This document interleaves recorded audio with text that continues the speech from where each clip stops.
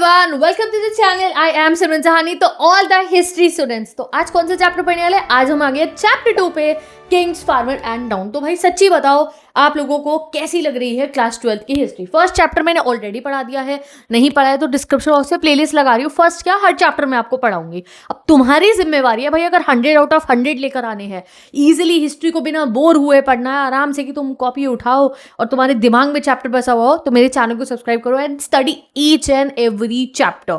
History ऐसे होएगी तुम्हारी कंप्लीट कि तुम सोचो कि अरे हिस्ट्री इतनी आसानी से कंप्लीट हो गई है। तो आप भाई क्या करना है, हमें आज सेकंड चैप्टर पढ़ेंगे। पढ़ाना बहुत आसान है, 1 घंटे में मैं आपको डिटेल एक्सप्लेनेशन दे दूंगी। बट चैप्टर खाली ऐसे कंप्लीट नहीं होगा।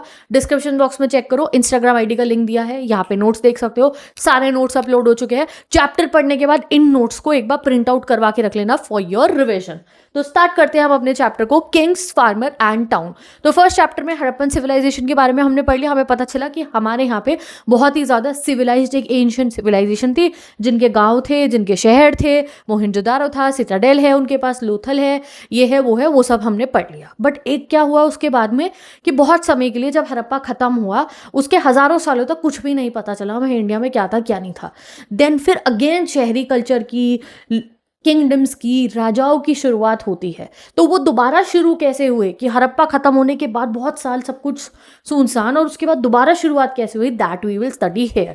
ठीक है, तो चलो स्टार्ट करते हैं। अब हम अपना, जैसे आप सुनते हो ना कि भाई भारत सोने की चिड़िया था, तो वो जमाना हम पढ़ेंगे अपने इस चैप्टर में। कौन सी टाइमलाइन पढ़ने वाले हैं?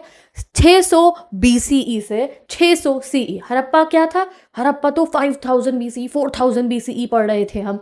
हड़प्पा तो बहुत ही पुराने ज़माने की बात है। मेच्योर हड़प्पन सिविलाइजेशन थी 2700 BCE में। ये काफ़ी आगे का सफ़र आ चुका है हमारा। Let's study. और जब तक हड़प्पन सिविलाइजेशन जो है वो ढूंढी नहीं गई थी ना, तब तक यही लगता था कि इंडिया की शुरुआत यहाँ से हुई है। चलो आगे बढ़ते हैं। What development took place after the Harappan civilization? वो जो ग्रे डब्बा होता है हमारी एनसीईआरटी का, बच्चे सोचते हैं उसे नहीं पढ़ना, बेटा उसी में से आएगा लॉन्ग क्वेश्चन तुम्हारे पेपर में। तो चलो लर्न करो वो ग्रे डब्बे में क्या लिखा है। तो उस ग्रे डब्बे में हमें बताया है कि हड़प्पा के खत्म होने के 1000 सालों बाद इंडिया के अंदर क्या हुआ। और ऐसे ही क्वेश्चन आंसर्स के लिए मेरा सेकंड चैनल है, अभी तक पता होगा। हर वीडियो में मुझे मन नहीं करता कि मैं तुम्हें इतना लंबा इंट्रो दूँ कि भाई इंस्टाग्राम से नोट्स ले लो, वहाँ कम्युनिटी है, और फिर जाके दूसरे चैनल को सब्सक्राइब करो, वहाँ मैं important question, live class, doubts कराऊंगी। ह्यूमैनिटीज़ का चैनल खुद समझ जाओ, डिस्क्रिप्शन बॉक्स चेक करके वहाँ भी सब्सक्राइब करो। इंस्टाग्राम पे भी सारे नोट्स ले लो, आप अपने डाउनलोड कर लेना। So let's begin the chapter. तो हमें क्या पढ़ना है कि हड़प्पा के खत्म होने के बाद इंडिया में क्या क्या चेंजेस आए थे। तो 1500 years of development after the Harappan civilization. ठीक है, तो हम 1500 साल बाद के पार्ट पढ़ेंगे हड़प्पा के। क्या हुआ? ऋग्वेदा कंपोज हुई along the Indus and it's tributaries. Indus के किनारे पे लोग जो रहते थे उन्होंने ऋग्वेदा का कंपोजिशन करा। एग्रीकल्चर नॉर्थ इंडिया, डेक्कन और कर्नाटका तक होने लगे। अब नॉर्थ इंडिया, डेक्कन, कर्नाटका में लोग रहते थे, एग्रीकल्चर करते थे। पेस्टोरल कम्युनिटीज थी डेक्कन है ना, साउथ इंडिया में। पेस्ट्रोलिज्म करने वाले मतलब जो एनिमल हर्डिंग करते हैं, फार्मिंग करते हैं, ये सब करते हैं, वो साउथ इंडिया में भी अब लोग रहते थे। डेक्कन प्लेट्यू मतलब जहाँ महाराष्ट्र है, मध्य प्रदेश है, ये वाला एरिया, यहाँ पे भी रहते थे। अब मेगालिथ्स नाम के स्टोन स्ट्रक्चर्स मिलने शुरू हुए हमें इस स्टेज में। मेगालिथ्स कैसे होते हैं? जैसे आप ये देखो, ये लोगों को जैसे बरी करते हैं, जैसे आज के ज़माने में जब बरी करा जाता है किसी को, कब्र के ऊपर देखा कभी कभी ऐसे पत्थर के टूम बने होते हैं। उस जमाने में इस टाइप के कि 2 पत्थर खड़े करे, उसके ऊपर एक छत के टाइप का पत्थर लगा दिया। मेगालिथ्स नाम के, देखो ये दिख रहा है, ये देखो, ये लेके जाने ना लोग पत्थर, ये बनने लग गए थे लोगों के डेड बॉडीज की कब्र के ऊपर। ये एक बहुत ही ज़्यादा स्ट्राइकिंग फीचर है। ठीक है जी, हमारे उस समय का। From the 6th century BCE rise of states हुआ। फिर हमारे यहाँ पे स्टेट, जैसे आप 11th में पढ़ के आए हो, मेसोपोटामिया में स्टेट्स थी, रोमन एम्पायर में स्टेट्स थी, हमारे यहाँ स्टेट्स डेवलप हुई, किंगडम्स डेवलप हुए और एम्पायर्स डेवलप हुए। एग्रीकल्चर बहुत ही ज़्यादा ऑर्गेनाइज्ड बन गया, नए नए शहर इमर्ज हुए। और ये सब जानने के हमारे पास सोर्सेज क्या हैं, जो हम इंडिया के ये सोनहरे टाइम के बारे में जानेंगे, जब सोने की चिड़िया बोला जाता था इंडिया को, उसको जानने के लिए हमारे पास इंस्क्रिप्शंस है। इंस्क्रिप्शंस होते हैं पत्थर पे गाड़ी गई चीज़ें। जैसे एक पिलर है, अशोका के पिलर्स होते हैं, उनमें अशोका का धम्मा लिखा है, वो एक इंस्क्रिप्शन है। जब आप पत्थर के ऊपर गाड़ के कोई चीज़ लिखते हैं तो उसे इंस्क्रिप्शंस कहते हैं। टेक्स्ट डॉक्यूमेंट्स है कि आपको कोई वो मिल गई, लिखी हुई चीज़ मिल गई, तामपत्र मिल गई, ये सब मिल गया आपको। कॉइन्स है और विजुअल मटेरियल्स है। तो सोर्सेज जितने भी है हमारे पास इंपॉर्टेंट तो है, बट अभी भी इनकम्प्लीट है। बहुत कुछ हम इंडिया के बारे में अभी भी नहीं जानते हैं। चलो आगे पढ़ते हैं। पहला टॉपिक आता है प्रिंसिप एंड पियादसी। बहुत ही आसान सा टॉपिक है, जल्दी से पढ़ते हैं। तो बात है 1830s की, जेम्स प्रिंसिप नाम के। ये तुम्हें बहुत एनिमेशन का शौक है तो मैंने थोड़ी बहुत फोटोज लगा दी है, और वरना पहले ही बता रही हूँ, ये 15 मिनट के एनिमेशन वीडियो से हिस्ट्री पढ़ने की कोशिश करो तो भूल जाओ, इंग्लिश में भी कुछ नहीं होने का ये सब करके। हिस्ट्री तो बहुत दूर की बात है कि आपकी हिस्ट्री दिमाग में बन जाएगी ये सब करके, ठीक है। तो अगर नंबर लाने हैं, टॉपर बनना है, तो स्टडी लाइक अ प्रो। चलो, तो भाई 1830s की बात है। जेम्स प्रिंसिप नाम के मिंट में काम करने वाले एक ब्रिटिश ऑफिसर थे। मिंट की होती है जहाँ सिक्के बनते हैं, ठीक है। वो जो है अलग अलग टाइप के सिक्के बनाया करते थे। तो उनके मन में आया कि उन्हें ना इंडिया की दो स्क्रिप्ट्स, दो भाषाएं, उनको डिसाइफर करने का मन करता है। वो दो भाषाओं को डिसाइफर करते भी हैं, पहली ब्राह्मी और दूसरी खरोष्टी। ब्राह्मी कौन सी है और खरोष्टी कौन सी है वो मैं आपको आगे दिखाऊंगी, ठीक है। He identified Piyadasi as Ashoka through inscriptions. उन्होंने बहुत पत्थर पे लिखी हुई इंस्क्रिप्शंस को पढ़ा और उनमें पता चला कि भाई अशोका, जो सम्राट अशोक है हमारे, उनको जो है ना पत्थरों पे, टेल्स में, कहानियों में बोला जाता था पियादसी, मतलब बिलविड ऑफ गॉड, की ये भगवान के बहुत प्यारे इंसान हैं, ठीक है। तो तभी चैप्टर का नाम के पहले टॉपिक का नाम है प्रिंसिप। ये जेम्स प्रिंसिप है जिन्होंने दो बहुत इंपॉर्टेंट भाषाओं को डिसाइफर करा। जब इन्होंने उन भाषाओं का मतलब निकाल लिया तो अगर उसकी बुक मिली हमें, उस बुक में खरोष्टी में लिखा है तो you can understand what's written in it, ठीक है। एक बुक मिली, उसमें ब्राह्मी भाषा में लिखा है तो आप पता लगा सकते हो कि उसमें क्या लिखा है। This help reconstruct history of Indian dynasties. और क्या यूज़ करते हैं स्कॉलर्स? इंस्क्रिप्शंस एंड टेक्स्ट, जिससे वो हमारी हिस्ट्री को समझ पाए। By the early 20th century the outline of political history was established. तो by the early 20th century हमारे यहाँ पे हम अपनी हिस्ट्री को पहचान चुके थे बहुत ज़्यादा, ठीक है जी। और जो बात के हिस्टोरियंस आए तो उन्होंने हमारी इकोनॉमी को स्टडी करने की कोशिश करी।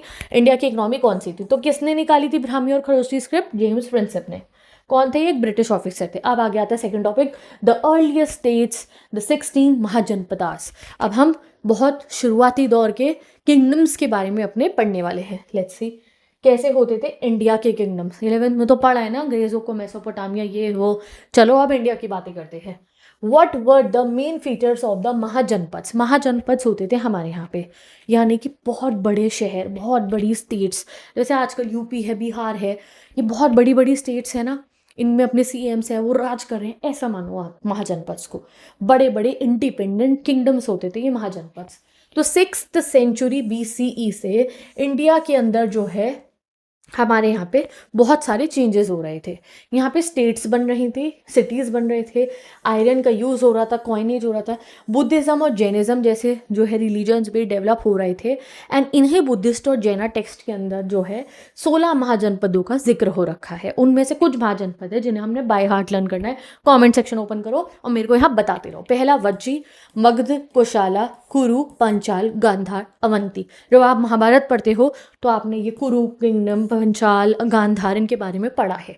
ये वो किंगडम्स हैं हमारे जो बहुत ही ज़्यादा प्रॉस्परस थे, ठीक है। Most were ruled by Kings. ज़्यादातर इनमें क्या है, इस पूरे का मगध का राजा कौन होगा? एक राजा है, किंग होते थे। बट किसी किसी में गानाज और संघास भी होते थे। गानाज और संघास क्या हुए? ओलिगैरिकी। जैसे आपने रोमन एम्पायर वाले चैप्टर में पढ़ा था ना, सेनेट का रूल रोमन एम्पायर में शुरू में होता था, कुछ वैसा।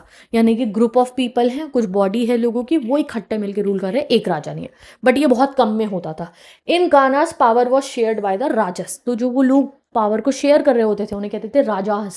एक राजा नहीं है ना, बहुत सारा है, इसलिए राजास कहते थे। महावीर और बुद्धा दोनों गाना को ही बिलोंग करते थे। वज्जी जो एक संघ था वो प्रोबेबली ओन्ड लैंड कलेक्टिवली। तो वज्जी जो एक हमने महाजनपद के बारे में पढ़ा ना, ये भी एक संघ था, यानी कि इसका एक राजा नहीं था, बहुत सारे राजास थे, वो इकट्ठे लैंड को कंट्रोल करते थे। Every mahajanapada had a fortified capital. अब महाजनपद का फीचर क्या था कि एक जगह को हम गांव नहीं कह रहे, महाजनपद कह रहे हैं, उनकी फोर्टिफाइड कैपिटल सिटी होनी चाहिए थी। जैसे मगध की कैपिटल बहुत समय तक पाटलिपुत्रा थी, जो अब पटना है, तो वो फोर्टिफाइड थी, यानी कि उसकी बड़ी बड़ी दीवारें बनी हुई थी कि कोई उस पर अटैक न कर पाए। Resources were needed for forts, आर्मीज and bureaucracy. और इनको बहुत पैसा चाहिए था फोर्ट बनाने के लिए, ब्यूरोक्रेसी बनाने के लिए और आर्मी को संभालने के लिए। चलो अब आगे बढ़ते हैं। अब भाई रिसोर्सेज कहाँ से आएंगी, पैसा कहाँ से आएगा? तो ब्राह्मण्स ने धर्मसूत्रास लिखने शुरू करे फ्रॉम 6th सेंचुरी BCE। ये क्या थी? Prescribe duties of rulers. धर्म क्या होता है? धर्म है आपकी ड्यूटी। जैसे महाराज युधिष्ठिर, वो बहुत धर्म करते थे ना, सुना है आपने। तो धर्म क्या है? जो आपको सही कर्म जो आपको करने हैं। तो ब्राह्मण्स ने बैठ के लिखे धर्म सूत्रास, ऐसी चीज़ें जो किंग को फॉलो करनी चाहिए। अब ये नहीं है कि भाई करनी पड़ेगी, कोई राजा ना करे, दीज आर नॉर्म्स। नॉर्म्स होते हैं रूल्स जो आप फॉलो करो या ना करो, आप अच्छे इंसान हो तो आप उसे फॉलो करोगे। तो धर्म सूत्रास लिखने शुरू करे हमारे राजाओं के लिए, यानी कि क्षत्रियों के लिए। ज़्यादा राजा क्षत्रिय ही होते थे, किसने? ब्राह्मण्स ने, कि आपको ये चीज़ें करनी है अगर भगवान जी ने आपको राजा बनाया है तो। पहला, कलेक्ट करना टैक्स और ट्रिब्यूट, कि आप अपनी प्रजा से टैक्स ट्रिब्यूट कलेक्ट करोगे। आप बराबर वाले राज्यों पे रेड कर सकते हो, ये उन्होंने सही बताया था, ऑफिशियल है, कोई गलत काम नहीं है। आज के समय पे तुम दूसरी कंट्री पे अटैक करो, इट्स रॉन्ग, वहाँ के लोग मरेंगे, वहाँ वॉर होगा, ये होगा। आज के समय पे हम मॉडर्न वर्ल्ड में कहेंगे गलत है, तब ऐसा नहीं था। एक राजा अगर अपनी शक्ति बढ़ाने के लिए, अपनी पावर बढ़ाने के लिए रेड कर रहा है नेबरिंग स्टेट्स में, तो इट वॉज ओके। ये पैसे कमाने का एक जरिया था, ये वेल्थ गेन करने का एक जरिया था, and it was written in Dharmashastra. Some states had standing armies. State किसको लिखने हैं? जो बहुत बड़े किंगडम नहीं होंगे उन्हें हम स्टेट लिख देंगे। Some states had standing armies, bureaucracies, other dependent on peace and militias. तो कुछ किंगडम्स ऐसे होते थे जिनके पास आर्मी भी है, अपनी ब्यूरोक्रेसी मतलब हुआ उनके ऑफिस में काम करने वाले ऑफिशियल्स, ठीक है, राज्यसभा वो भी थी। और कुछ के अंदर क्या थे कि उनके जो फार्मर्स होंगे वही जो है मिलिशिया, वही आर्मी की तरह लड़ने को आएंगे अगर कोई उन पे हमला कर दे तो ये धर्मशास्त्र में रूल्स गिवन थे for the raja ji to follow. ठीक है, अब आगे बढ़ते हैं हम। अब हमें पढ़ना है फर्स्ट अमंग द 16 महाजनपद मगध। सबसे ज़्यादा फेमस महाजनपद हमारा कौन सा था? मगध। जिसके बड़े बड़े रूलर्स चंद्रगुप्त मौर्य, अशोका, ये सब कहाँ के थे? मगध के ही तो थे। तो मगध के बारे में अब हम पढ़ते हैं। तो 6th से लेकर 4th सेंचुरी BCE तक मगध सबसे बड़ा और मोस्ट पावरफुल महाजनपद बना। आज के समय पे ये बिहार में लोकेटेड है। यहाँ पे फर्टाइल एग्रीकल्चर की वजह से प्रॉस्पेरिटी बढ़ी। क्वेश्चन आएगा भाई क्यों इतना अमीर हुआ मगध? क्योंकि भाई गंगा वैली आ रही है, इतनी अच्छी मिट्टी आती है, तो यहाँ पे एग्रीकल्चर अच्छा होता है। आयरन माइंस, उस समय पे मगध के अंदर झारखंड भी आता था, तो भाई आयरन माइंस थी। वो जो छोटा नागपुर प्लेट्यू है जहाँ इतने मिनरल्स है वो सब इनके पास थे। इससे इनके टूल्स मिल के लिए, वेपन के लिए आयरन मिल जाता था। इनके एलिफेंट्स बहुत सारे थे इनके आके फॉरेस्ट के अंदर, तो भाई एलिफेंट्स को ये युद्ध में यूज़ करते थे। गंगा और उसके tributaries insured easy transport and communication. और क्योंकि इस पूरी जगह में गंगा, ब्रह्मपुत्र, ये सब हमारी रिवर जो है वो बहती हुई जा रही थी, तो आपको अगर ट्रेड करना है तो आसानी से बोट के थ्रू, शिप्स के थ्रू आप ट्रेड कर सकते हो। अब तीसरी चीज़ कही जाती है भाई मगध इतना पावरफुल इसलिए हुआ क्योंकि उसके जो स्टार्टिंग के रूलर्स थे वो बहुत एम्बिशियस है। चाहे वो बहुत क्रूअल राजाज में आते हैं हमारी हिस्ट्री के, जिन्होंने अत्याचार करा है प्रजा के ऊपर, बट आपको जो है जैसे डिक्टेटर टाइप के, बट उन्होंने मगध को एक मुकाम तक पहुंचाया। कौन थे ये? बिंबिसारा, अजातशत्रु, जिनके बारे में आप पढ़ते हो कि भाई ये बहुत ही क्रूअल राजा थे। महापद्मनंदा, जिनसे लड़के चंद्रगुप्त मौर्य ने मगध को जो है गद्दी ली थी, वो, ये सब राजाओं को कहा जाता है कि भाई इन्होंने एक आप कहो कि एक केपेबल देश बनाया मगध। ठीक है, efficient ministers help implement royal policies. और साथ में इनके यहाँ मिनिस्टर्स बहुत अच्छे थे। जैसे आजकल हमारे यहाँ कैबिनेट होती है जो लॉज बना रही है, लगवा रही है, मिनिस्टर्स हैं, इनके यहाँ वो सब अच्छा होता था। अब पहली कैपिटल जो थी मगध की वो थी राजगढ़। ठीक है जी। और उसके बाद जो लेटर कैपिटल बनी वो थी पाटलिपुत्र, यानी कि अभी का पटना। ठीक है, चलो समझ में आ गया। ये इंपॉर्टेंट क्वेश्चन है, एग्जाम में 6 नंबर में आएगा, तुम्हें यहीं से लर्न थोड़ी करना है, दिमाग में रख लो। फॉरेस्ट आ जाते, फॉरेस्ट से हाथी आ जाते थे, झारखंड के माइंड से आयरन आ जाता था, ऐसे दिमाग में बना लो, रट्टा मारने की जरूरत नहीं है, इंग्लिश में सेंटेंस लिख लोगे आप। चलो आगे बढ़ते हैं। How did the Mauryan empire emerge? अब मौर्यन एम्पायर कैसे इमर्ज हुआ था? The growth of Magadha led to the rise of Mauryan empire. Mauryan empire किसके थ्रू बना था? चंद्रगुप्त मौर्य ने मौर्यन एम्पायर को 321 BCE में फाउंड करा था। He expanded it up to Afghanistan. अब उन्होंने एक्सपैंड करना मतलब क्या है? कब्जा करा, हमले करे, कब्जा करा, हमले करे, कब्जा करा। कहाँ तक कर लिया था? अफगानिस्तान और बलूचिस्तान तक मौर्यन एम्पायर फैल चुका था। His grandson Ashoka. अब जब अशोका आए तो उनके टाइम पे मौर्यन एम्पायर सबसे ज़्यादा फैल चुका था। अशोका कॉन्कर्ड कलिंगा। कलिंगा यानी कि उड़ीसा तक उन्होंने ऑलमोस्ट, आपको हो मोस्ट ऑफ द इंडिया को उन्होंने कैप्चर कर लिया था। तभी उन्हें चक्रवर्ती सम्राट बोला जाता था कि इतनी जगहों पे अकेले एक रूलर रूल कर रहा है। ठीक है जी। अब हमें मौर्यन एम्पायर्स के जानने के लिए 3.1 टॉपिक आता है। क्या है? हिस्ट्रीज को जानने के लिए मौर्यन एम्पायर की क्या सोर्सेज है? तुम्हें कैसे पता कि अशोका ने वहाँ पे रूल करा, वहाँ पे रूल करा? क्या चीज़ें हैं जानने के लिए? ठीक है, तो हमारे पास बहुत सारी बहुत ही अच्छी खासी रिसोर्सेज है मॉडर्न हिस्ट्री को जानने के लिए। पहली आर्कियोलॉजिकल रिमेन्स जो हमें उनके स्कल्पचर, उनके महल के अवशेष वो सब मिले हैं, इंस्क्रिप्शन मिले, लिटरेरी टेक्स्ट मिला। और सबसे इंपॉर्टेंट टेक्स्ट है मेगास्थनीज नाम के ग्रीक एम्बेसडर का। ग्रीस से एक एम्बेसडर आए थे इंडिया, मेगास्थनीज। उन्होंने इंडिया के ऊपर एक बुक लिखी इंडिका, और उसमें उन्होंने मौर्यन एम्पायर के बारे में ही ज़्यादातर बताया था। फिर कौटिल्य यानी कि जो चाणक्य, उन्होंने अर्थशास्त्र में पूरा बताया था मगध एम्पायर कैसे चलता था। Mauryans also mentioned in the Buddhist, Jain, Puranik, Sanskrit, her literature में मौर्यन के बारे में गिवन है। अशोका के जो रॉक इंस्क्रिप्शन है और जो पिलर इंस्क्रिप्शन है वो भी एक वैल्यूएबल सोर्स है इनके बारे में जानने के लिए। अब अशोका के जो पिलर्स थे, जो इंस्क्रिप्शंस थे, उस पर क्या लिखा होता था? अशोका का धम्मा। धम्मा में क्या है, क्या रूल्स थे, और इस धम्मा की वजह से ही अशोका अच्छे से रूल कर पाए थे। तो अशोका पहले एक ऐसे रूलर थे जिन्होंने रॉक और पिलर पे इंस्क्रिप्शंस लिखवानी शुरू कराई, यानी कि अपने मैसेजेस को रॉक्स और पिलर्स पे लिखवाया था। ही यूज देम टू स्प्रेड धम्मा। धम्मा के आइडिया को स्प्रेड करने के लिए इन्होंने ऐसे करा। धम्मा में बहुत सिंपल रूल्स है। पहला, respect for elders. Comment section open करो और धम्मा के जो रूल्स है वो कमेंट करो, ठीक है। पहला, रिस्पेक्ट करो एल्डर्स की। दूसरा, जेनरोसिटी टुवर्ड्स ब्राह्मण्स एंड एस्केटिक्स। जो लोग तपस्वी हैं और जो ब्राह्मण्स हैं उनकी रिस्पेक्ट करो। तीसरा, kindness to slaves and servant. अगर कोई तुम्हारा नौकर है, गुलाम है, तब स्लेवरी भी चलती थी इंडिया में, तो आप उसकी रिस्पेक्ट करो, वो भी एक इंसान है।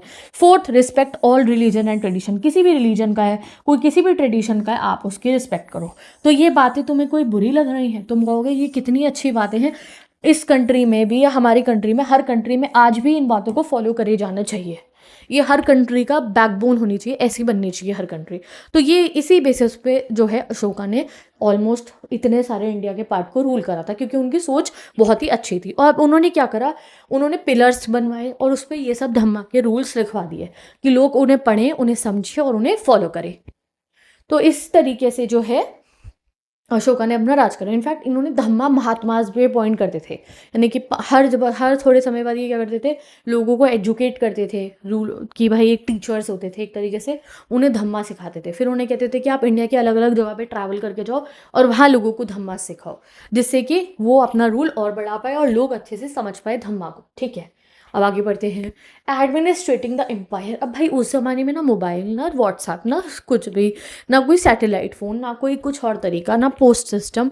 कैसे कि भाई वो बिहार में बैठे हुए राजा ने उड़ीसा तक और वहाँ अफगानिस्तान बलूचिस्तान तक इतना कब्जा करके चलाते कैसे थे कि वहाँ बैठा भी वो इंसान कहेगा, प्रजा कहेगी कि मेरा राजा चंद्रगुप्त मौर्य, और जो इधर बैठे हैं वो भी कहेंगे अशोका है। ऐसे कैसे होता था, कैसे इतने बड़े एम्पायर को एडमिनिस्ट्रेट करा जाता था? तो लेट्स सी। तो एडमिनिस्ट्रेशन के लिए इन्होंने अपने 5 बड़े पॉलिटिकल सेंटर बनाए थे, यानी कि 5 कैपिटल सिटी मान लो आप एक तरीके से। पहली थी पाटलिपुत्रा, जो नॉर्थ के रीजन को करती थी। दूसरी हुई तक्षशिला, ये तुम बताओगे तक्षशिला कहाँ पे है। तीसरी हुई उज्जैनी, इसकी लोकेशन सर्च करके तुम बताओगे। फिर थी तोसाली, और लास्ट में थी स्वर्णनगरी, जो ये नीचे है, जो KVGF वाली माइन वाली जगह है ना, पूरा कर्नाटका वाली जगह, वहाँ पे। ये 5 पॉलिटिकल सेंटर्स थे। अब पॉलिटिकल सेंटर्स के आजू बाजू की जितनी जगह थी, वो पॉलिटिकल सेंटर में जो चीफ बैठे होते थे वो कंट्रोल करते थे, टैक्स कलेक्ट करना एंड ऑल दैट। तो इन पॉलिटिकल सेंटर्स की वजह से इतने बड़े राज्य के ऊपर कंट्रोल कर पाते थे Mauryan rulers. Administration was not uniform due to regional diversity. हर जगह पे अलग टाइप के लॉज लगाते थे। ये नहीं कि सब जगह सेम लॉज लगा दिए, भाई कहीं पे पहाड़ है, कहीं पे नदी है, कहीं पे कोई जगह है, कहीं पे कोई लैंग्वेज के लोग, डिफरेंट होता था। Controls was strongest around the capital and provincial centre. सबसे अच्छा कंट्रोल इनका कैपिटल सिटी और प्रोविंशियल सेंटर में होता था। तक्षशिला और उज्जैनी इन्होंने ट्रेड रूट्स पे बनाए थे, स्वर्ण नगरी गोल्ड माइंस के पास में, और land and river roots ensure करता था कम्युनिकेशन। अब इनकी जो आर्मी थी वो हर रूट को प्रोटेक्ट करती थी, यानी कि हर रास्ते पे आर्मी रहती थी। और मेगास्थनीज ने इनकी आर्मी के स्ट्रक्चर के बारे में भी लिखा था कि इतनी स्ट्रांग आर्मी थी इनकी। आर्मी स्ट्रांग कैसी थी, क्योंकि इनकी मिलिट्री में कमेटीज़ होती थी और सब कमेटीज़ होती थी, हर काम की एक कमेटी, और वो वही काम करेगी, डिवाइड करके काम को करते थे। जैसे एक नेवी की कमेटी थी, एक ट्रांसपोर्ट की, एक फुट सोल्जर्स की, एक हॉर्सेस की, एक चैरियट की, एक एलिफेंट की। उनका खाना कौन हॉर्सेस का रखेगा, चैरियट्स लकड़ी के सही से बने हुए हैं, एलिफेंट्स को खाना मिल रहा है, फुट सोल्जर्स क्या कर रहे हैं, ट्रांसपोर्ट अच्छे से हो रहा है, नेवी की सबकी सब कमेटीज़ भी बनी हुई थी। एंड लास्ट अशोका ने धम्मा को जो है प्रमोट करने के लिए धम्मा महात्मा भी अपॉइंट कर दिया, जो मैंने आपको बताया है, ठीक है। इससे लोग रूलर से रिलेट कर पा रहे, वाह हमारे राजा की तो इतनी अच्छी सोच है, और वो अशोका के अंडर में रहने के लिए तैयार हो जाते थे। चलो अब आगे बढ़ते हैं। कितना इंपॉर्टेंट था मौर्यन एम्पायर इंडिया के लिए? नेक्स्ट क्वेश्चन आता है ये। तो 19th सेंचुरी हिस्टोरियन कहते हैं मौर्यन एम्पायर एक मेजर लैंडमार्क था इंडिया की हिस्ट्री का।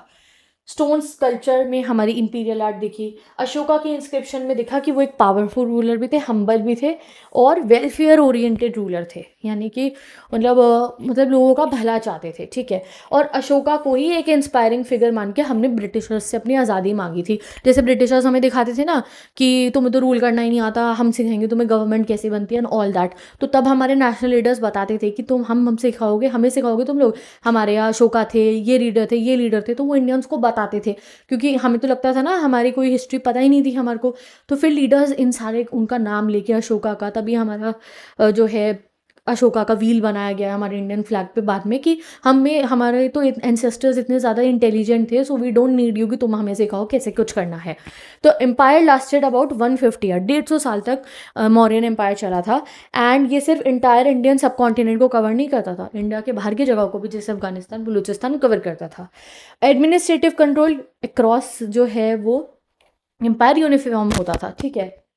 यू वॉज नॉट यूनिफॉर्म, ये मैं आपको पहले भी बता चुकी हूँ, हर एक जगह पे अलग टाइप का रूल होता था। By the 2nd century BCE many new kingdoms and chiefdoms emerged, but 2nd century BCE तक और भी मॉडर्न एम्पायर के अलावा किंगडम्स एंड चीफडम्स इमर्ज हुए।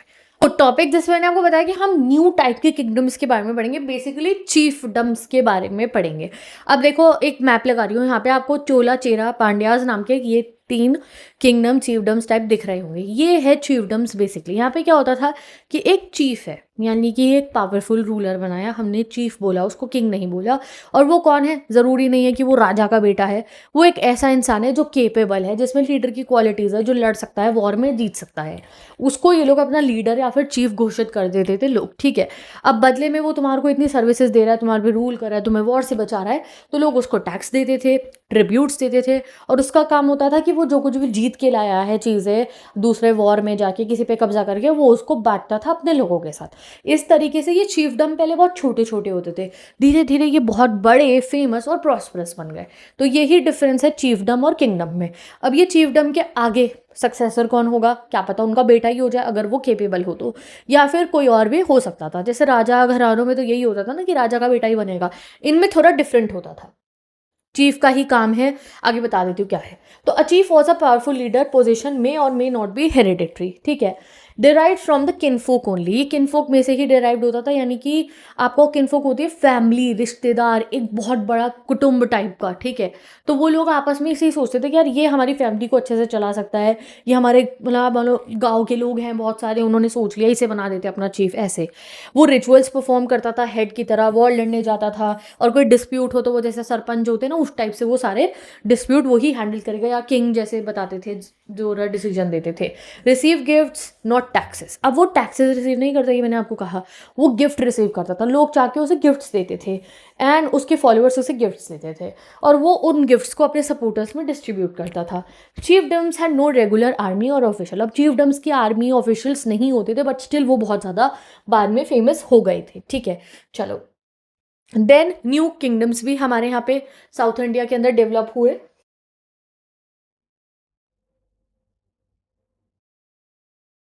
और चीफडम्स भी। तो what were the features of the new kingdoms, तो न्यू किंगडम्स डेक्कन में और साउथ इंडिया में इमर्ज हुए।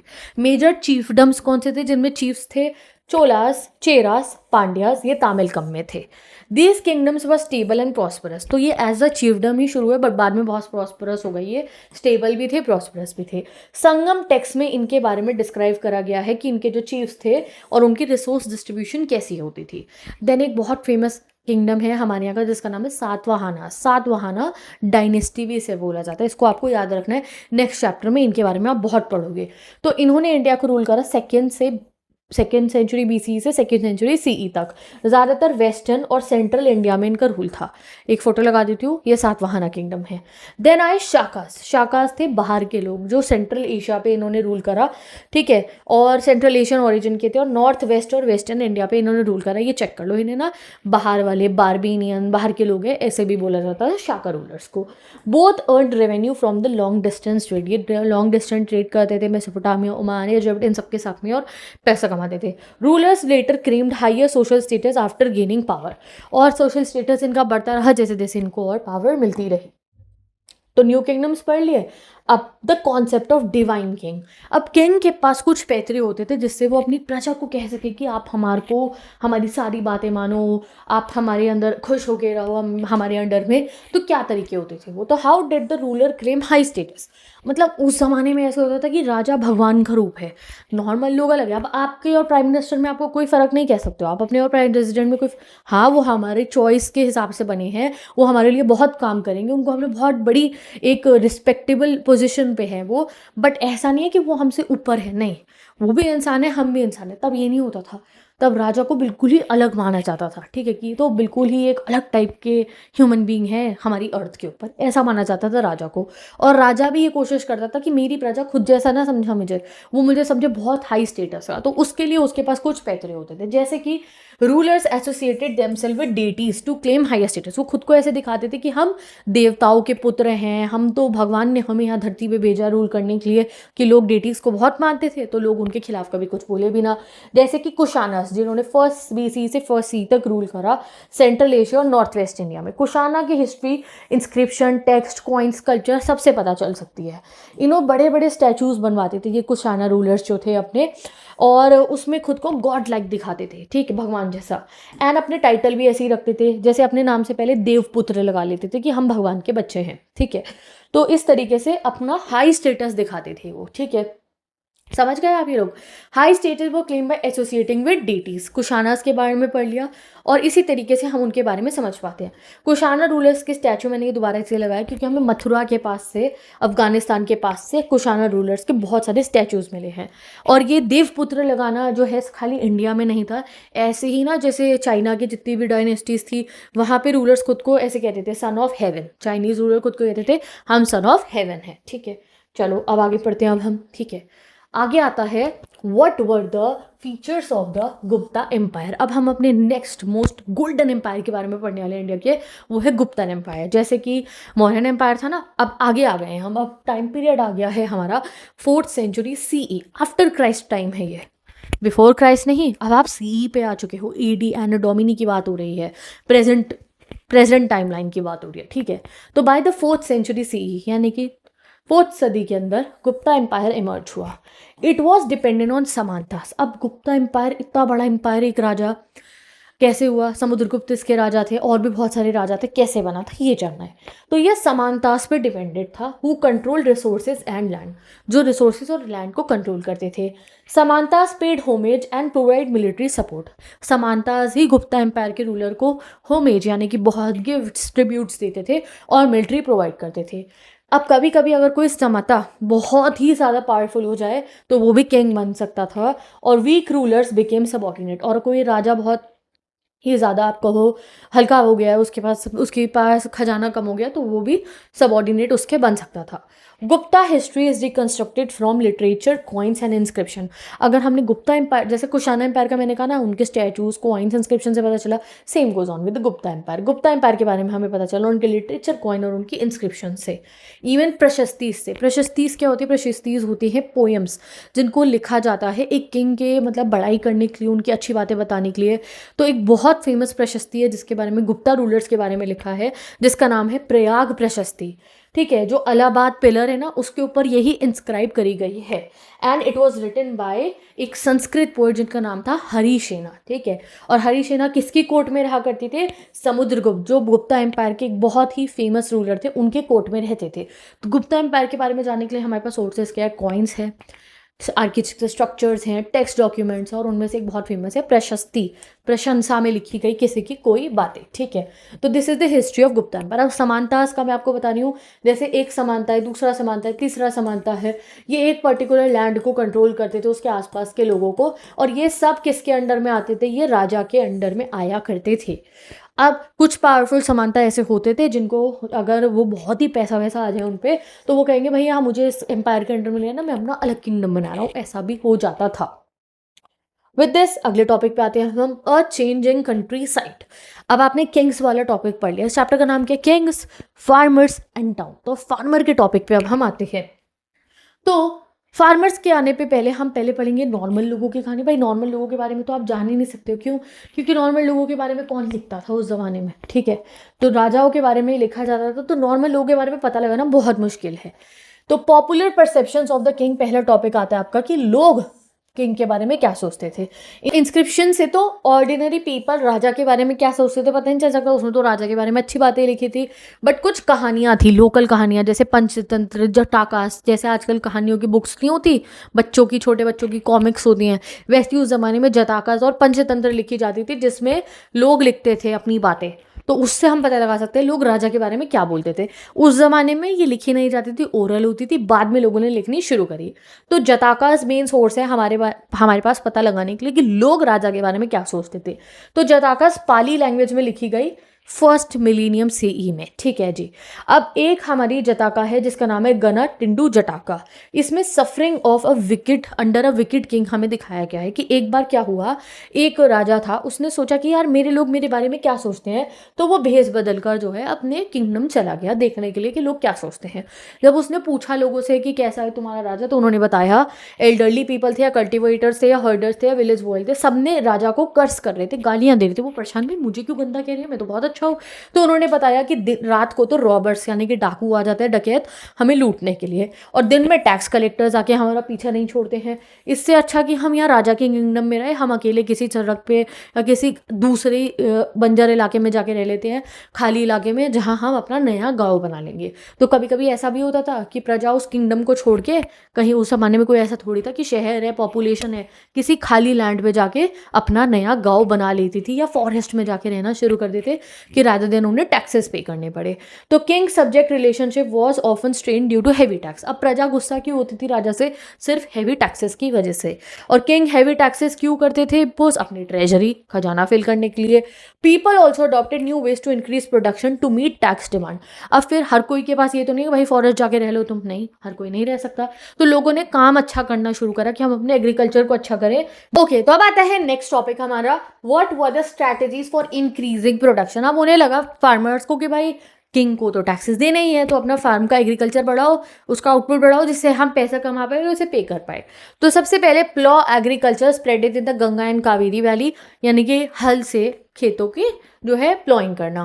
Then iron tip ploughshare increase productivity in the fertile alluvial soil. फिर उन्होंने सोचा कि हम आयरन टिप लगा लेते हैं प्लॉ के ऊपर, पहले लकड़ी के ही यूज़ होते थे, जिससे कि फर्टिलिटी सॉइल की और इंक्रीज हो जाए।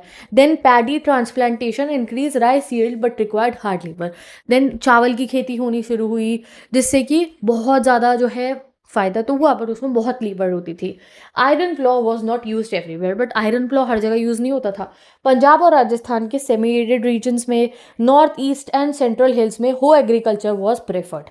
तो नॉर्थ ईस्ट में और सेंट्रल हिल्स में वहाँ तो हो एग्रीकल्चर ही होता था। तो प्लॉ एंड हो, आगे आप एक टॉपिक भी पढ़ोगे इसके बारे में नेक्स्ट चैप्टर्स में। इरिगेशन थ्रू वेल होती थी, टैंक्स होती थी, कैनाल्स होते थे, और इससे इंक्रीज हुआ प्रोडक्शन।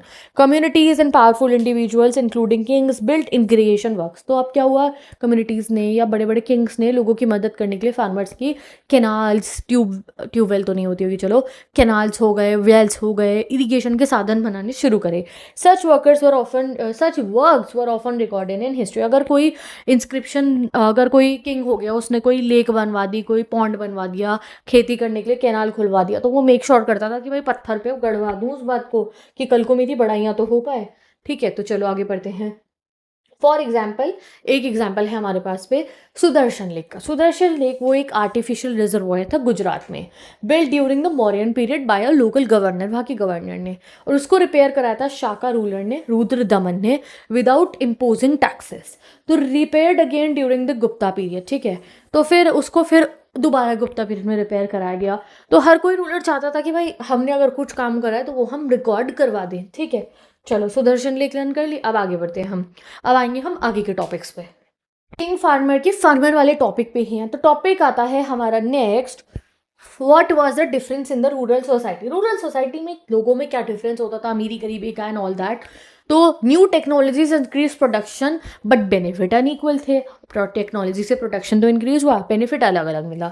रूरल सोसाइटी में अब डिफरेंसेस आ गए थे, जैसे हमारे यहाँ है ना कि ज़मींदार हैं, किराए पे काम करने वाले फार्मर है, छोटे फार्मर है, यही सब हुआ। बुद्धिस्ट टेक्स्ट के अंदर मेंशन है कुछ लैंडलेस लेबरर्स होते थे जो लोगों के खेतों पे काम करते थे, कुछ स्मॉल पीसेंट्स होते थे, और कुछ लार्ज लैंड ओनर्स यानी कि ज़मींदार या आप कहो गहापति होते थे। विलेज हेडमैन ऑफन हेरिडेटरी होता था, विलेज का हेड हेरिडिटरी यानी कि उसका बेटा बनेगा, उसका बेटा बनेगा, वो बहुत पावरफुल हो जाते थे।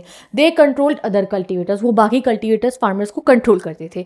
संगम टेक्स्ट में मेंशन करा गया है अलग अलग नाम से इन विलेज के हेड्स के बारे में, जैसे वल्लार कहा जाता था लार्ज लैंड ओनर्स को, उजवर कहा जाता था प्लॉमैन को, और अधिमई कहा जाता था स्लेव को। लर्न कर लो, 1 मार्कर में एमसीक्यू पे हर जगह आएगा। Differences were based on land, अब फर्क क्या है फार्मर्स के बीच में? लैंड पे, जिस पे लैंड है वो अमीर, जिस पे लैंड नहीं है वो अमीर नहीं है। लेबर पे और टेक्नोलॉजी पे। Control over land became an important issue in legal text.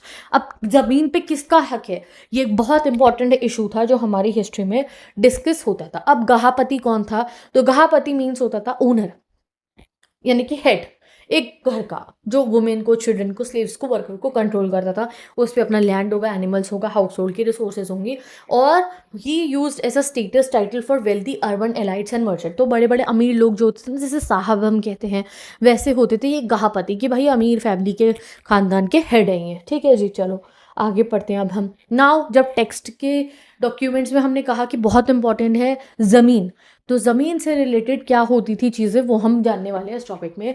Land grant, यानी कि ज़मीन को ग्रांट करना है, न्यू रूरल एराइट्स, ज़मीनों को ग्रांट करना। अब ज़मीनें कौन दिया करता था? फ्री में तो कोई किसी को ज़मीन नहीं देगा, बट कहीं मंदिर बनवाने के लिए, कुछ लोगों, गरीब लोगों की मदद करने के लिए राजा लोग ज़मीन गिफ्ट कर दिया करते थे। फार्मर्स को गिफ्ट कर दी कि चलो आप 2 गांव गिफ्ट कर रहे हैं, आप खेती करो यहाँ पे, इस टाइप से। अगर वो कर रहे हैं ऐसा काम तो वो उसे लिखवाते भी ज़रूर थे अपनी बड़ाइयों के लिए। So let's study from the early common era land grants were recorded in inscription. या फिर अगर आप कोई खेत खरीद भी रहे हो तो वो आपको लिखावट में आपके पास आएगा, लाइक रजिस्ट्रीज। लैंड ग्रांट्स क्या हो गए? रजिस्ट्रीज हो गई, रिटन डॉक्यूमेंट्स हो गए। Most grants were written on copper plates. अब लैंड ग्रांट्स किसी पे लिखे जाते थे? तामपत्र पे, तांबे के पत्र, कॉपर प्लेट। याद रखना है, रजिस्ट्रीज किस पे होती थी? कॉपर की प्लेट पे। Land was mainly granted to Brahmin. अब ज़मीनें दी किसे जाती थी?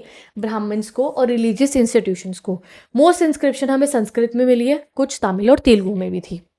प्रभावती गुप्ता डॉटर थी जो चंद्रगुप्त टू की, जो कौन थे? गुप्ता एम्पायर के रूलर थे। Despite regal restriction on women's property rights, उन्होंने लैंड ग्रांट्स करे। क्यों? क्योंकि वो रानी बन गई थी। जिस एरिया में, जिस किंगडम में उनकी शादी हुई थी, वो वहाँ की रानी बनी थी। उन्होंने थोड़े समय के लिए गद्दी संभाली थी, तो तब वो लैंड ग्रांट्स कर पाई थी। वरना औरतों के पास प्रॉपर्टी नहीं होती थी, तो वो जब प्रॉपर्टी है ही नहीं तो तुम दान क्या करोगे प्रॉपर्टी को? लैंड ग्रांट मतलब दान में लैंड देना। ठीक है। Land grants varied from small plots to large uncultivated land. Historians believe land grants help expanded agriculture. राजा दान में ज़मीनें देता था एग्रीकल्चर बढ़ाने के लिए, फ्री में दे दी उन्हें, बट उसको क्या है, वहाँ से एग्रीकल्चर होगा, मैं पैसा कमाऊंगा। और वीकनिंग रॉयल पावर, अगर कोई राजा की वीक हो रही होती थी कि प्रजा उससे नाराज है, पावर कम हो रही है, तो वो लैंड ग्रांट करके अपनी प्रशंसा करता था। Land grants reveal state cultivator relation. Land grant राजा का और स्टेट का रिलेशन दिखाता था। Pastoralist, fisher folk, hunter gatherers, artisan and shifting cultivators were often outside state control and left few records. अब पेस्ट्रोलिस्ट जो छोटी छोटी फार्मिंग करते हैं, एनिमल हर्डिंग करते हैं, फिश कम्युनिटी, हंटर गैदर्स, इनके बारे में हमें ज़्यादा नहीं पता क्योंकि ये इन सब जगहों पे रिकॉर्ड नहीं करे गए। ठीक है, चलो, तो मतलब गांव में ये तो होते थे, बट इनके बारे में कुछ ऑफिशियल रिकॉर्ड नहीं है। तो ये मैंने आपको स्टार्टिंग में भी दिखाई थी। ये है हमारे वो चीफडम्स, चोला, चेरास, पांड्यास। ठीक है जी। ये है हमारी गुप्तास। ठीक है। ये है वकटास। इनके यहाँ पे गुप्त जो वो है ना हमारी प्रभाती गुप्ता, जिनका मैंने आपको कहा वो लैंड ग्रांट करती है, उनकी शादी यहाँ हुई थी। ये रहे सातवाहनास, ये रहे शाकास, बाहरी लोग बाहर से आए हुए ट्रेड करते थे। तो इस तरीके से आप देख सकते हो ये हमारे वो थे किंगडम्स। अब आता है topic number 3, trade in the sub continent and beyond. क्या हम बाहर के लोगों से ट्रेड करते थे? यस, करते थे। From 6th century BC land and river route spread across the continent. Land, river routes दोनों से ही हम ट्रेड करते थे। अब इंडिया भाई सेंट्रल एशिया से भी कनेक्टेड है, वेस्ट से भी, ईस्ट से भी, नॉर्थ से भी, तो हर जगह से है, तो हम अपना ट्रेड करा करते थे। ट्रेडर्स में कौन होते थे? पेडलर्स, यानी कि जैसे आजकल नहीं आते, मतलब अब तो बहुत कम आते हैं, जो ठेले पे, कार्ट पे सामान लग के लोग जाते हैं और बेचते हैं गली गली में, वो होते थे पेडलर्स। फिर होते थे कैरावैन मर्चेंट्स, वो हर महीने हर हफ्ते शहर से गांव में अलग अलग जगहों पे घूमते थे कैरावैन लेके, अपनी गाड़ी से लेके, उसी में उनकी दुकान लगी होती थी। देन सी फेयरर्स होते थे, वो समुद्री रास्तों पे जाते थे दूसरे शहरों में, जैसे हमारे मसाले बेचने जाएंगे, यहाँ से कुछ लोग खरीदने आएंगे, कुछ इस टाइप से। वेल्दी मर्चेंट्स को क्या कहा जाता था? मसत्तुवन। इन तमिल, मे बी मैं प्रोनाउंस गलत कर रही हूँ, और सेठीज और सातवाहस कहा जाता था प्राकृत में। आपने सुना होगा सेठ वर्ड। सेठ किसे कहा जाता था? वेल्दी मर्चेंट, मर्चेंट मतलब बिजनेसमैन, व्यापारियों को बोला जाता था ये। तो ट्रेडेड गुड्स क्या थे? Salt, grain, cloth, metal, ores, finish goods, stone, timber, medicinal plants, ये हम बेचते थे बाहर जाके। Paper, textile, medicinal plants were exported to Roman empire through Arabian sea. तो 11th में जो रोमन एम्पायर पढ़ा था हमने, वो हमसे ये सब खरीदते थे। पैसे कैसे मिलते होंगे? फिर वो हमें कुछ और बेचते होंगे उसके बदले, या हमें सोने के सिक्के देते होंगे, क्योंकि वहाँ तो सोने के सिक्के चलते थे ना, और हमारे यहाँ भी चलने लगे थे। चलो अब आते हैं नेक्स्ट टॉपिक पे, कॉइन्स एंड किंग, की इंडिया में सोने के सिक्कों की शुरुआत कब हुई। तो how did coinage promote trade? तो कॉइन आने से ट्रेड होना आसान हुआ। पहले बार्टर सिस्टम चलता था कि तुम वहाँ भेज रहे हो, मैंने कहा काली मिर्च, काली मिर्च के बदले तुम कह रहे हो तुम हमें कॉपर दे दो, तो ये पॉसिबल है। बट जब सिक्के आने लगे, स्वर्ण मुद्राएं शुरू हुई, तो ट्रेड बहुत ही आसान हो गया था। आपने बहुत 10, 15, 50 बोट भर के आपने पेपर भेजी, बदले में वो आपको उतने सोने के सिक्के दे देंगे। That was much easier than आप कुछ और खरीद पाओ। मे बी आपको किसी से खरीदना हो क्लोव्स जैसे, या आपको इलायची खरीदनी है आपको बाहर के देशों से, और तुम्हारे पास कुछ और नहीं है जो उन्हें चाहिए, तो आप पैसे तो है ना, सोने के सिक्के तो है, वो तो वो एक्सेप्ट कर लेंगे। तो ट्रेड बहुत आसान हुआ बिकॉज ऑफ द कॉइनेज। तो punch mark silver coin, copper coins India में शुरू हो गए थे 6th सेंचुरी से ही। न्यूमिज्मेटिक्स वो होते हैं जो कॉइन स्टडी करते हैं और ट्रेड नेटवर्क निकालते हैं। कॉइन्स इशू करे जाते थे किंग के द्वारा, पॉसिबली मर्चेंट और बैंक और टाउन के लोग भी कॉइन निकाल देते थे अपने अपने, यानी कि कोई बहुत बड़ा व्यापारी है जिसका बहुत ट्रेड होता है, तो वो अपना सिक्का निकाल देगा, ये मेरा सिक्का है, सोने के बने हैं या किसी भी चीज़ के बने, जो वैलिड करेंसी होती थी। Indo Greek first issued coins with rulers name and images. अब इंडो ग्रीक किंग ने क्या करा, अपने नाम, अपनी शक्ल छपवानी शुरू करी कॉइन्स के ऊपर। Kushanas issue the largest horde of gold coins. जो कुशाना रूलर थे, जो देवपुत्र खुद को कहते थे, स्टैचूज बनवाते थे, उन्होंने गोल्ड कॉइन शुरू करे इंडिया में। Kushana coins were in similar to weight of the Roman and Parthian coin. जैसे हमने रोमन एम्पायर के कॉइन्स के बारे में पढ़ा कि वो 4.5 5 ग्राम प्योर गोल्ड के बने हुए होते थे, ऐसे कॉइन बनाए थे कुशाना रूलर ने इंडिया में। Roman gold coin found in south India show strong trade link. तो हमारे रोमन एम्पायर से बहुत अच्छे ट्रेड लिंक थे, साउथ इंडिया में रोमन गोल्ड कॉइन हमें मिला है। Yaudheyas issued copper coin indicating participation in trades. Gupta issued high purity gold coin for long distance. Long distance के गुप्ता एम्पायर में high quality gold coins issue किए गए। फ्रॉम द 6th सेंचुरी से gold coins decline होने लगे। 6ठी सदी से गोल्ड कॉइन डिक्लाइन होने लग गए। अब हिस्टोरियंस कहते हैं या तो ये है कि हम उस जगह पे सर्च नहीं कर रहे जहाँ गोल्ड कॉइन में ट्रेड होता हो, या फिर गोल्ड माइन से अब वो एग्जॉस्ट हो गई हो, तो हमने गोल्ड कॉइन बनाने से बंद कर दिए हों, फिर बाद में अलग अलग चीज़ों को करेंसी बनाया गया। जैसे आप यहाँ देख सकते हो पंचमार्क्ड कॉइन, ये यदुहीज का कॉइन, ये गुप्ता एम्पायर का गोल्ड कॉइन है। ये फोटोज एनसीईआरटी में गिवन है, कभी बुक उठा के देख लिया करो, ठीक है। चलो नाउ आता है लास्ट टॉपिक्स पे आ गए हम, topic number 7, back to basics, how inscription are deciphered. मैंने तो स्टार्टिंग में बहुत आसानी से बता दिया था, जेम्स प्रिंसेप ने खरोष्टी ब्राह्मी डिसाइफर कर, कैसे कर ली। मैं तुम्हें आज अजीब सी कोई लैंग्वेज दिखाऊं, तुम कैसे डिसाइफर करोगे वो पुराने ज़माने के लोगों ने क्या लिखा है, बहुत मेहनत लगती है, वही पढ़नी है हमें क्या है। तो most modern Indian scripts are derive from Brahmi. तो आज के समय के साथ जितनी भी स्क्रिप्ट्स हैं वो ब्राह्मी से डिसाइफर करी गई हैं। Brahmi was use in most Ashokan inscription. Ashoka की ज़्यादातर इंस्क्रिप्शन में ब्राह्मी में लिखा गया था। लेट 18th सेंचुरी में यूरोपियन स्कॉलर, इंडियन पंडित्स और जो है सब लोग बैठे और उन्होंने तभी ने डिसाइफर करा। They compared Bengali Devanagari with older inscription. Bengali old Devanagari आपने बचपन में याद कर रहे थे, लिपि होती है, हर एक राइटिंग की लिपि होती है। हिंदी की देवनागरी है और उर्दू की फारसी है, जैसे इस तरीके से, और इंग्लिश की रोमन है। इस तरीके से हर एक की लिपि होती है ना, तो लिपि डिसाइफर करनी होती है हमें, जिससे हम लैंग्वेज पता लगा पाए, ठीक है। तो early scholar wrongly assume the inscription were in Sanskrit. जब भी कोई हमें इंस्क्रिप्शन मिलती थी हमें लगता था संस्कृत है, बट वो प्राकृत में लिखी होती थी। 1838 में जेम्स प्रिंसेप ने अशोकन ब्राह्मी को जो है आफ्टर ईयर्स ऑफ रिसर्च जो है डिसाइफर किया था, ठीक है जी। ये देखो, ये है अशोकन ब्राह्मी जो बहुत ही ज़्यादा मिलती जुलती है, देखो हमारी देवनागरी से। क ऐसे लिखा जाता था, उसमें च ऐसे लिखा जाता था, ढ ऐसे, द ऐसे, म ऐसे, र ऐसे। ऐसे उन्होंने देवनागरी से इस स्क्रिप्ट को डिसाइफर करा था। ठीक है जी। तो अब आता है how was Kharosthi script deciphered. Kharosthi कैसे हुई थी? तो खरोष्टी नॉर्थ वेस्ट इंडिया में यूज़ होती थी। इंडो ग्रीक कॉइन्स जो थे 2nd-1st सेंचुरी BCE के, उससे हुई थी हेल्प। ये इंडो ग्रीक कॉइन की, चलो यहाँ फोटो तो नहीं है, उससे हुए थे। यूरोपियन स्कॉलर ने क्या कंपेयर कर रहे थे? लेटर्स को। जैसे कि एक था a letter A for apple होता है ना, इट मीन्स एक राजा थे जिनका नाम था अपोलोडोटस। और मैंने आपको बताया कि ये ग्रीक रूलर्स ने अपनी फोटो और अपना नाम लिखवाया था कॉइन पे, तो उसका नाम ए से शुरू हो रहा था, अपोलो। और ऐसे ही ए वर्ड यूज़ हुआ था, वैसा ही ए खरोष्टी में यूज़ हुआ था। तो James principal identified the languages Prakrit, they made it possible to read longer Kharosthi script. तो खरोष्टी स्क्रिप्ट, देवनागरी स्क्रिप्ट, जैसे सब कुछ कंपैरिजन कर करके उन्होंने पता लगा ली थी। विद दिस आते हैं हम अपने historical evidence from inscription. Inscription से हमें क्या क्या पता लगा पाए थे? ये देखो, ये रही वो इंडो ग्रीक कॉइन्स जिनसे हमने पता लगाया कि ये नाम क्या लिखा हुआ है। आगे बढ़ते हैं अब हम। तो Ashokan script use the title Devyam और Piyadasi, not the name of Ashoka. अभी हमें अशोका की जितनी भी इंस्क्रिप्शन मिली जिसमें हमने कहा अशोका की बड़ाई हुई है, उनके बारे में अच्छा लिखा है, उसमें अशोका का डायरेक्ट नाम नहीं लिखा था राजा का, देव्यान पिया या पियादसी ही लिखा हुआ था। अदर इंस्क्रिप्शन मेंशन होगा with the Ashoka with the same title. Ashoka को हर एक में सेम टाइटल दिया गया था। देव्यान प्रिया मतलब भगवान जी के प्यारे, भगवान के प्रिय, ऐसे। Epigraphy match content, style, language and palaeography to identify the ruler. तो जब भी कोई पत्थर मिलता था तो वो स्टाइल ऑफ राइटिंग, नाम क्या लिखा है, सोच के पता लगा लेते थे कि ये इस रूलर के लिए लिखा गया है। Historians verify whether inscriptional claim were true. अब वो सोचते थे कि इंस्क्रिप्शन में जो बढ़िया लिखे क्या वो सच है, क्या ऐसा पॉसिबल है, या एग्जैजरेटेड बातें हैं। Words in bracket are added by epigraphy for clarity. अगर उन्हें कुछ समझ नहीं आता तो वो ब्रैकेट में लिख दिया करते थे।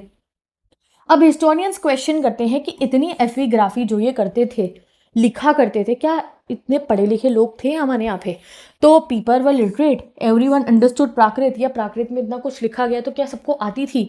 The Kings order were actually followed, क्या किंग जो ऑर्डर देता था, जैसे धम्मा का रूल उन्होंने लगाया, तो क्या लोग फॉलो करते थे? ये क्वेश्चन हिस्टोरियंस पूछते हैं।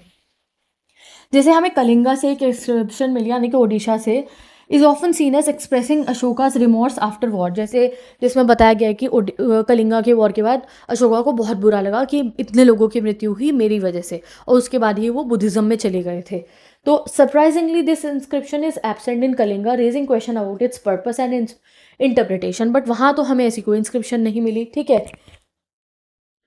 तो जो कलिंगा इंस्क्रिप्शन है जो उड़ीसा के बारे में लिखी गई है, वो हमें वहाँ ऐसा कुछ वहाँ की किसी चीज़ में नहीं पता चला।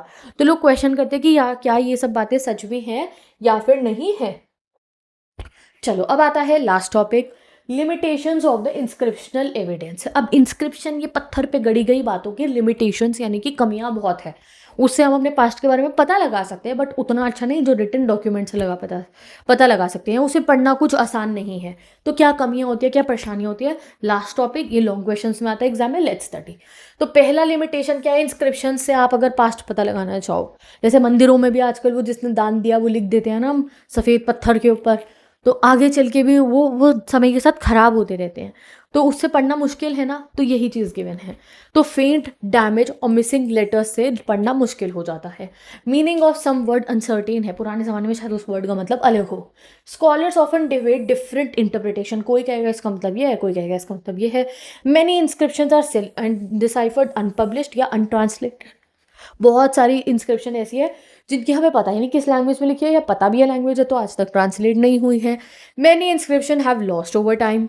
Existing inscription are only fraction of the original record. जो इंस्क्रिप्शन हमें मिली वो खाली थोड़ा सा पीस है। जैसे मेसोपोटामिया में टैबलेट मिली तो वो भी तो इंस्क्रिप्शन ही है, क्ले के ऊपर लिखी गई सूखी मिट्टी, वही इंस्क्रिप्शन ही है।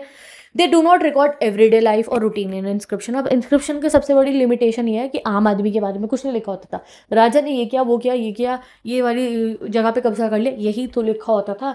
आम आदमी की लाइफ के बारे में नहीं लिखा होता था। दे mainly described important events. They reflect the view point of the person who commission them. दूसरा, जिसने लिखा है उसकी सोच पे बेस्ड है वो, मे बी वो बायस्ड हो। Therefore inscription must be compared with other historical sources. तो आंख बंद करके इंस्क्रिप्शन पे भरोसा नहीं करना चाहिए, बाकियों पे भी जो है देखने के बात करना चाहिए। ठीक है। Now last topic, blue box जो लिखा होता है मैं उसको बिलीव नहीं कर रही, क्योंकि कॉम्पिटेंसी पैटर्न में कुछ भी आ सकता है। Why is epigraphy alone is not, आप कह सकते हो, सफिशिएंट। एपिग्राफी मतलब लिखी हुई चीज़ों पे जो आप जो है पता लगा रही हो। तो epigraphy alone can not explain political economic history because जो है हमारे पास पूरे सोर्सेज नहीं है। हिस्टोरियंस री examine old and new evidence, अब जो नए एविडेंस और खुदाई करके निकलते हैं लोग उनको भी कंपेयर करते हैं। 19 and early 20th century historian focus mainly on king, तो उस जमाने के जो हिस्टोरियन होते थे ना 19-20वीं सदी के, वो सिर्फ किंग पे फोकस करते थे।